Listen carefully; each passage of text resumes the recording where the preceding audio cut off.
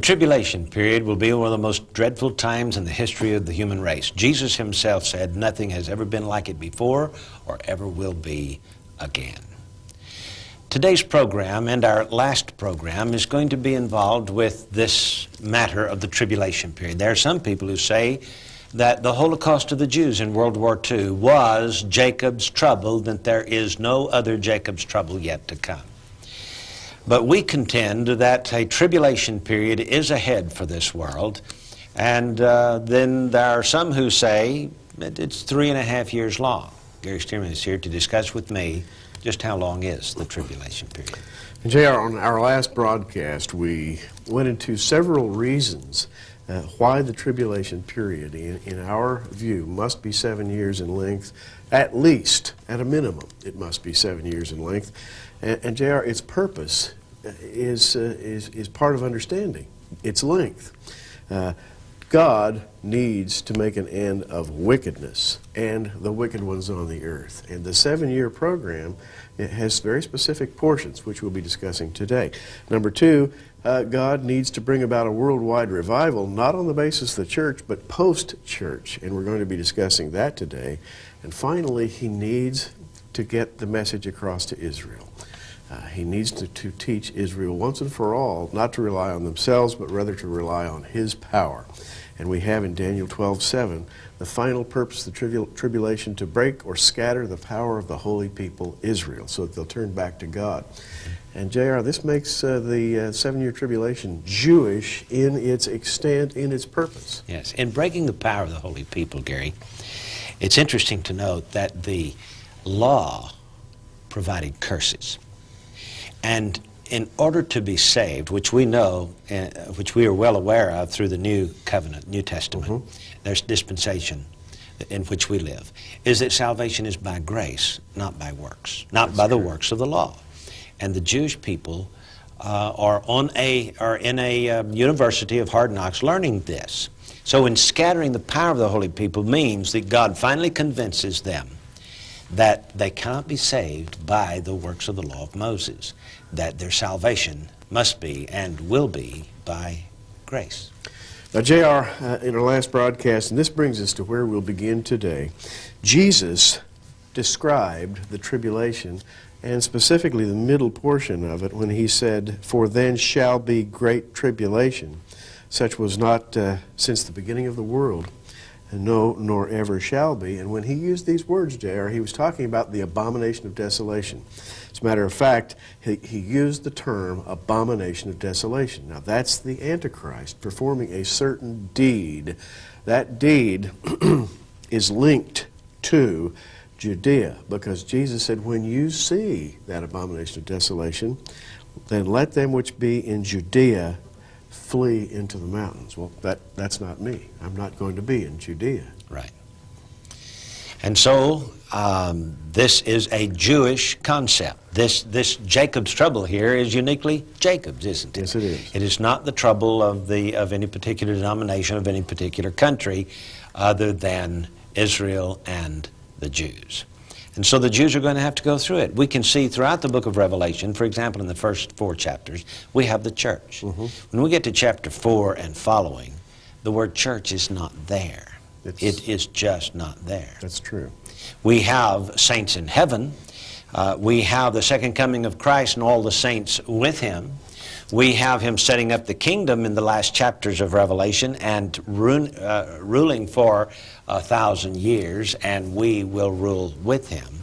We see his bride ready for the wedding in chapter 19, for the marriage supper of the Lamb. But the rest of it is Jewish. It's Jewish, and it has to do with reconciling all the things that are broken on this world. And when the Lamb takes the 7-sealed book and opens that first seal, and this we pointed out last time, we see a white horse, and he that sat on him had a bow, and a crown was given unto him, and he went forth conquering and to conquer. Now, J.R., here we begin our discussion of the time of the tribulation. He's riding forth, conquering and to conquer obviously he hasn't conquered at this time. Yes. You know, it's interesting to me, Gary, that these four horses are mentioned in the same chapter. Mm-hmm. In other words, I believe they are riding in concert. When you see, in days past, an army advancing toward war, you don't see one horse. You see all four. Mm-hmm. You understand what I'm saying? Yes. I believe that these four horses ride in concert together and are the implement through which the Antichrist takes over the world. Mm-hmm. I believe that this first one, of course, being the Antichrist, the second one here being a red horse taking peace from the earth, is the war that will catapult the Antichrist to his position of world power. There are two other reasons why the Antichrist will rise to power. One is depression, financial depression.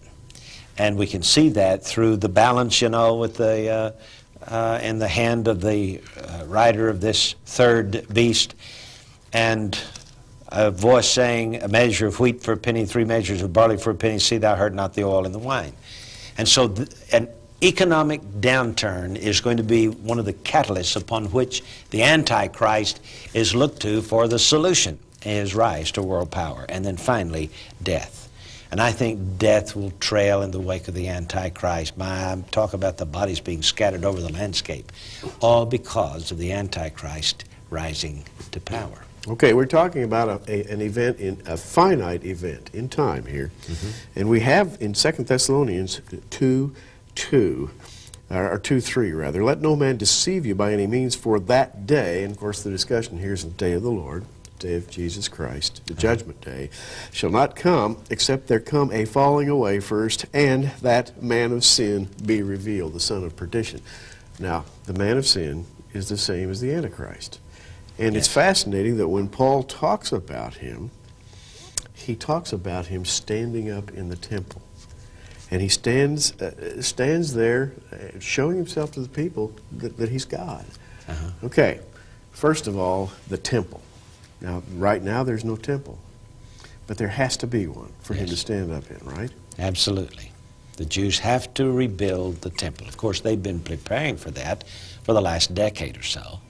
And I think, as far as I know, all the implements for temple worship are now prepared and ready for the Antichrist. You know, J.R., it's always been fascinating to me that when Paul wrote to the Thessalonians, the temple was still standing. Priests were doing their daily service. Yes. And, by the way, they weren't very popular men among Christians. They were thought of as evil men.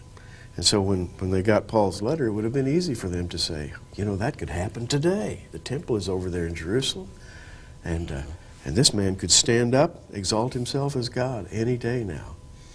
There's an air of expectancy, I say, in the first century sense, and I think today, because we read about the Jerusalem Temple Institute, and we're coming back around to a time when this could happen again.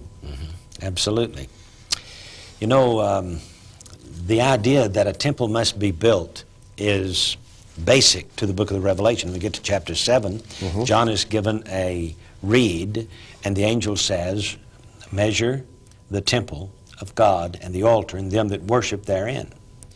So you see, there's a temple there. And it's on the Temple Mount, because he says, the court which is without the temple leave out, and measure it not, for it is given unto the Gentiles.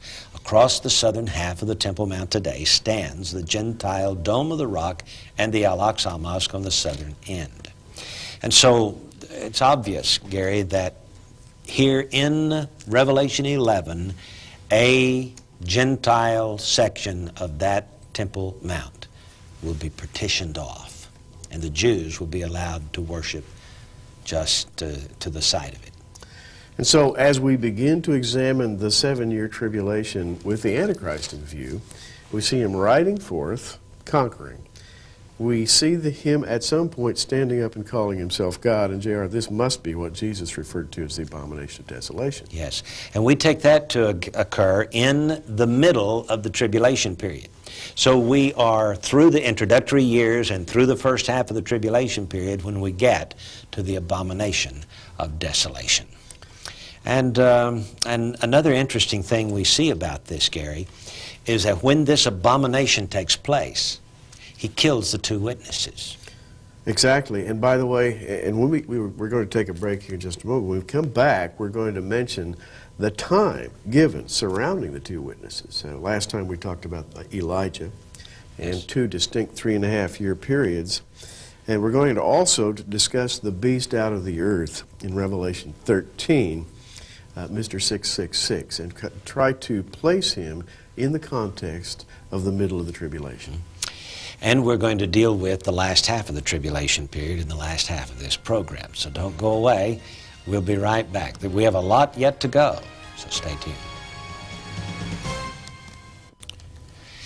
The tribulation period is centered around the Antichrist. In Daniel chapter 9, we have the Antichrist confirming the covenant. Then we have the abomination of desolation, and finally the destruction of the Antichrist.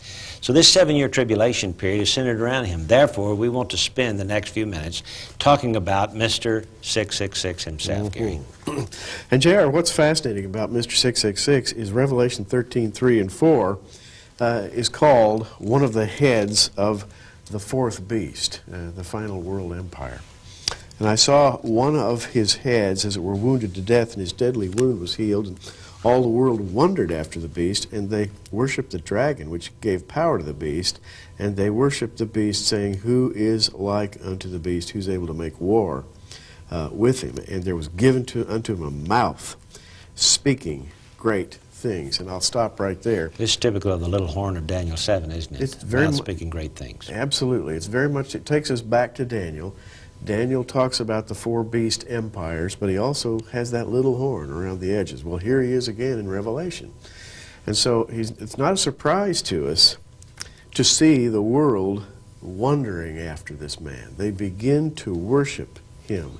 And J.R., it has something to do with a supernatural quality. That is, there's something going on here that we try to put our finger on, a miraculous recovery of some kind. And it's interesting that the church has been restraining the Antichrist until the church is taken out of the way, you know? Yes. And so evidently when the Antichrist begins to move and nothing can stop him, who is able to fight against this man? You know, who's able to make war with the beast? Gary, he's moved into his own now. He no longer has any enemies. Nobody's out to try to do him in now. He has full reign. He has full reign. And again, we're now in Revelation 13. We are at the time of the middle of the tribulation. And we have here the beast out of the earth. In Revelation 13:11, I beheld another beast coming up out of the earth, and he had two horns like a lamb and spake as a dragon. And this beast has power. He has power to give life to an image. He has power to call worship to himself. And this is the part that interests me, he has economic power. Because you can't buy or sell unless you do it through the beast's authority. And it's important to understand that chapter 13 says that this power was given unto him to continue 42 months. That's 3.5 years, Gary. Yes, it is. I believe that's the last half of the tribulation period. Because, as we pointed out earlier, Revelation 6:2 has him riding forth, conquering and to conquer, right at the very beginning. And now he has... Which means he has not conquered. You see, all these four horses of the apocalypse, that doesn't happen in a week. That's right. Or a month. It takes time. Logistically, time is involved there. And so, after he rides forth conquering and to conquer, he arrives at this point where the deadly wound is healed, there's worship, there is wonder and signs and economic power. He's consolidated all his power, and at that point, which has taken a lot of time, he's given power to continue 42 more months. That's right. Now, during this introductory years and the first 3.5 years of the tribulation period, however long that is, maybe it's 6-7 years in itself, we don't know for sure. But he has confirmed a covenant at the beginning of the 7 years. In other words, he strengthens a covenant. A covenant is already there. How does he strengthen this covenant? Perhaps, Gary, by sending his own army into Jerusalem and occupying the land of Israel to make the Jews and the Palestinians get along.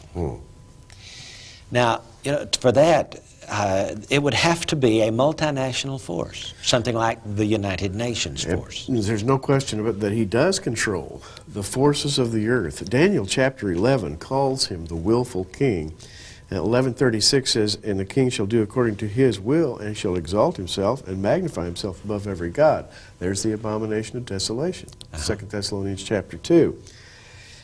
Verse 38 of Daniel 11 says, "But in his estate shall he honor the God of forces," or possibly more correctly, fortresses, which is building an estate through armed conflict. Yes. The God of fortresses. And military strength. Military strength. And Daniel 11 goes on to, and we don't have time to talk about it, but you can read it yourself. Read the entire chapter of, the 11th chapter of Daniel. You'll see that the Antichrist is preoccupied with consolidating his power against various kings through armed conflict. And this, apparently, J.R., is the tenor of the Great Tribulation period. There, in addition to all the upheavals, there are these wars going on. Yeah, let me just throw a little thing out here. I don't know that this is going to be the way it is or not, but you know, the United Nations forces, though it contains military people from various nations, by and large it's United States troops.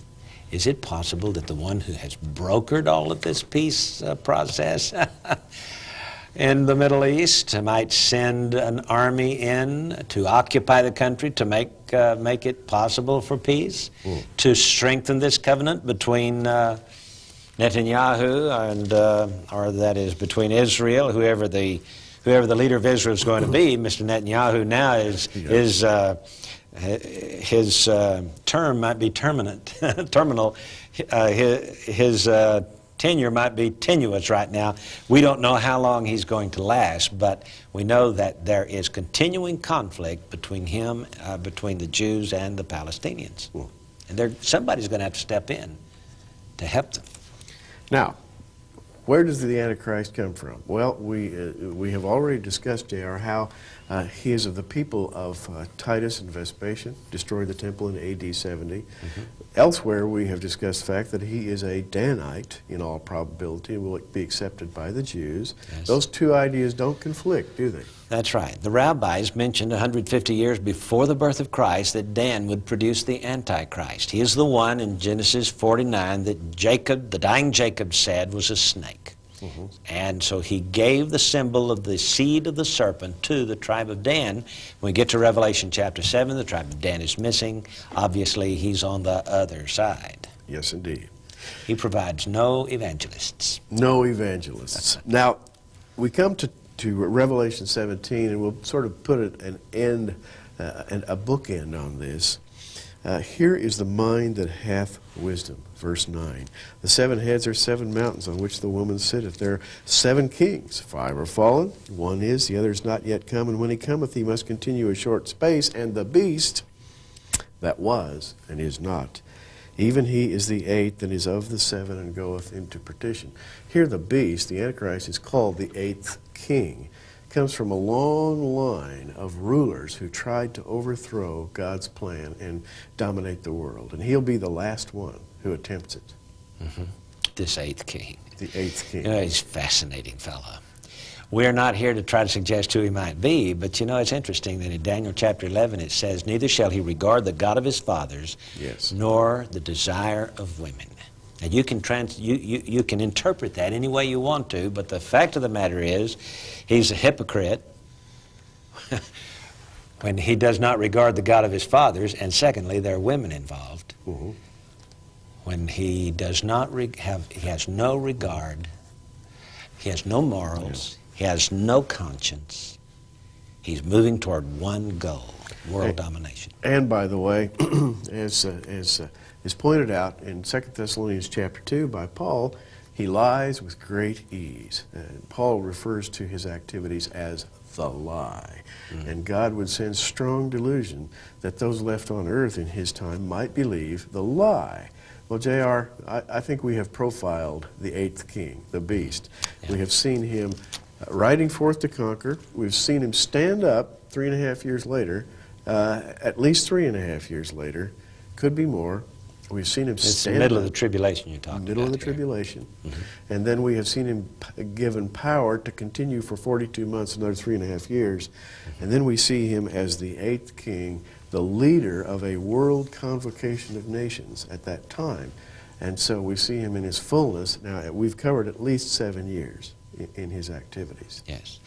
Now, though our program has dealt with the ministry or work of the Antichrist, let's get back to the main question at hand. How long is the tribulation period? We're convinced of the traditional view that the tribulation period is 7 years long. 2 reasons for that. Daniel 9:27 talks about the 70th week. That week is 7 years. There's no way you can get about it. It's long been the Jewish belief of the rabbis. This is the way it was written. From Daniel to this day, it is exactly that, 7 years. And then, of course, we see in Revelation the 2 witnesses minister for 3.5 years, and then the Antichrist rules for 42 months or 3.5 years. That's 7 years. No way to get around it, Gary. That's right. And the 3.5 year periods do not overlap. That is, you can clearly identify the period of rising power in the first 3.5 years, the period of absolute power in the middle, and then the period of declining power, the latter 3.5 years. They don't overlap. It adds up to 7 years. Yes, from the day he demands that everybody get a mark in the right hand of the forehead until Armageddon, there's a house of cards that begins to fall. That's right. And I think, my personal opinion is, the whole world is coming against the Antichrist. That's Armageddon. We'll be back in just a moment.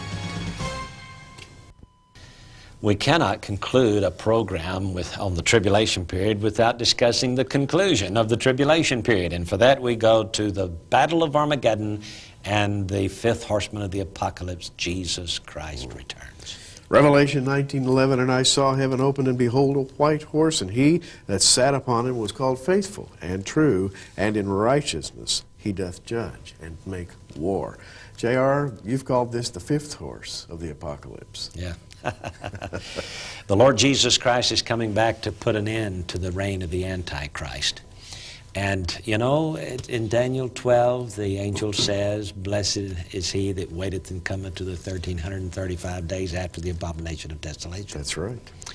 And so, you know, even Armageddon doesn't conclude just, boom, here he is, it's over with. It takes 75 days to take care of getting rid of the enemy, cleaning up the land, establishing his kingdom, and all of the various political appointments that need to be made. I think that we've got to have some time for this. And 3.5 years is just too short for the tribulation period. Too short. We have to have a 7 full year period. Revelation 19:19, we see the beast, the kings of the earth, and their armies gathered together to make war. And of course, Jesus rides forth and does the final conquering here. J.R., there's such a clear progression of events regarding the beast. We see him riding forth, standing up as God, and then being destroyed. And we see that clear 7-year period. And of course, following that, the kingdom of our Lord. Do you know him as your Savior? If you don't, trust him today. This is J.R. Church and Gary Sturman. Until next time, keep looking up. Prophecy in the News is a viewer-supported ministry sponsored by our many friends across America and in your area. For your gift of $10, you can receive a special edition of our current programs on audio tape. Or for a gift of $20, we'll send you our programs on videotape. For either order, add $3 for shipping and handling. And to order, call the 800 number on your screen right now.